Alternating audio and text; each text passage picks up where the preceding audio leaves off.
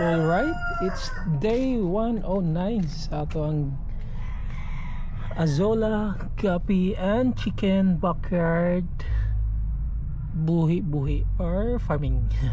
Farming. So we're going to check na po sa atong mga binuhi. I'm going to give you the updates of our Azola, Guppies and chickens. So let's start here.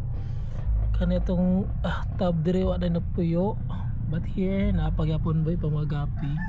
So okay pa sila. Okay pa itong mga guppy. There, let's proceed here.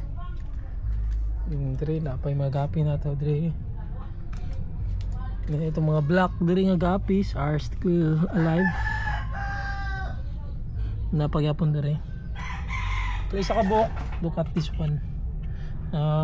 Dagan na kayong mga kuan, mga duckweeds. Look at that. Dari yapon.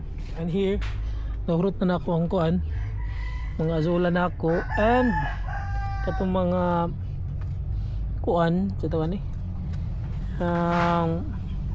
lutos na ako. Itong mga bagong nga tubo gitanggal na ako para motambok ning isa ka buhok. So dead sa ning uban na ng lulutaw.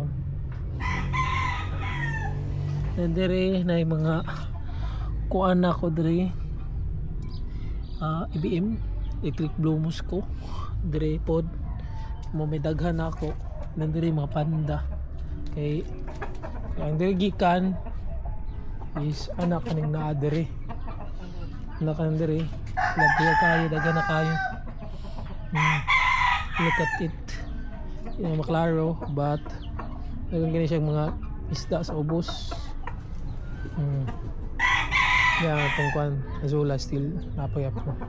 Ngayon gahapon nakapalit ko kuan na pastel nga strain, so na akong ibutang diha og mga full red FR, albino full red. So tira na ako ibutang. Then itong panda na pagyapon, ang duha nga panda ba still thriving nga mabuhi pagyapon. Then itong mga itom na pa, so still okay pa sa pagyapon.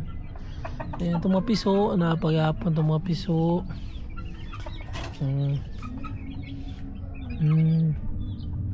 then kitong naka last day nawala man ni siya kay tutsa kusog sa ulan or nakabalik na. Then itong sa tawag tubuan nga ba yun pa ano na itong update sa itong 6 kabok nga nabilin sa itong mga grays, itong bisaya nga itong bisaya anak sa kanawayon nga nagputan siya, napagyaman siya mga irons. Then dire ang atong mga duckweeds and azola. So dagan kay mga kuan, mga guppies, so mga fries, but I'm going to get rid, transfer na ko mga chops, mga rejects for culling kay wala sila red sa ilang nose or sa ilang mouth. So but dagan na kayong mga kuan to dire, mga fries. So I'm going to transfer this guppy fries bisaya akuan nga ugis. Dayon natong Gilmore nga ba nakapiso na siya 5 kabok, so nara deha natong mga kanawayon still alive.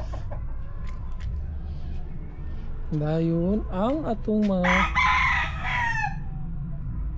naipanda diri isa nga kuan butang na ako. Dayon ang mga gagmay nga mga bago nga anak nga electric ko dada butang. And then ang atong gray, ang gray na to, gray nga gisabong na ako gapon, which is pang irons. Ang suon niya ayun katong narito git putang galuya diri. I do hope nga mabuhi na sila. Luoy kayo galuya gipanglain ako kay para ang tao nga malagsik. Palitan na sila boga tong kanina. So that's all. Mura na tong update sa karon nga kuan.